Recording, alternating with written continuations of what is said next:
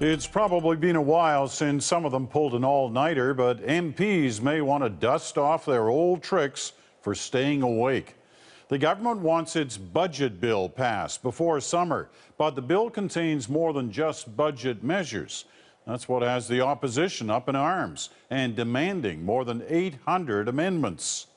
Senior correspondent Terry Milewski now on how it's all expected to play out. Terry.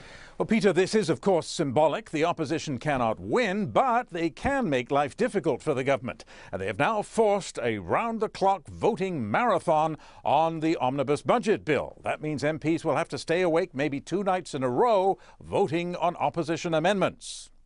These are my amendments. There's double-sided. This is 300 and some amendments to Bill C-38. The opposition is united in saying it's wrong to use one all-encompassing bill to change dozens of laws on the environment, fisheries, pensions, and employment insurance, all in one go. When you cram so many different ideas into a bill and somehow pretend it's got something to do with the budget when it doesn't, you've created a Trojan horse, and it's an abuse of power. It's an abuse of the omnibus procedure to go as far as the government has gone in lumping everything together into one piece of legislation without an adequate opportunity for debate or scrutiny. So the opposition offered a blizzard of amendments, and they also tried to get the Speaker to rule the whole bill out of order.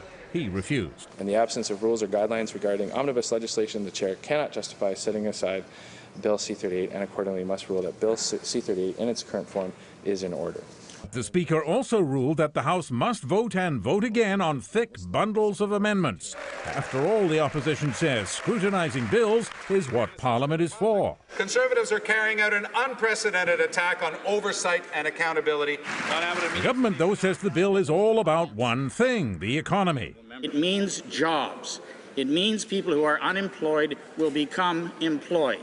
This is the bill that the opposition, the NDP opposition, wants to delay. Delay, perhaps, but not stop it.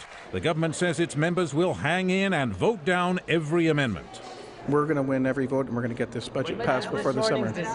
Now, that summer break is to begin at the end of next week, and MPs will likely need it because they'll be voting probably on Wednesday through the night, then maybe into Thursday night as well, Peter.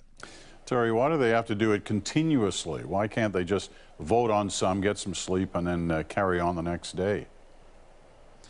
Well, you're right. In theory, the government could say, look, there's no rush. The old age supplement changes, for example, don't kick in for another 11 years. We can park that until the fall. But the government's not saying that because it's determined to pass the whole package by the summer break. And there's really no way to do that now except by voting and voting constantly until it is done, Peter.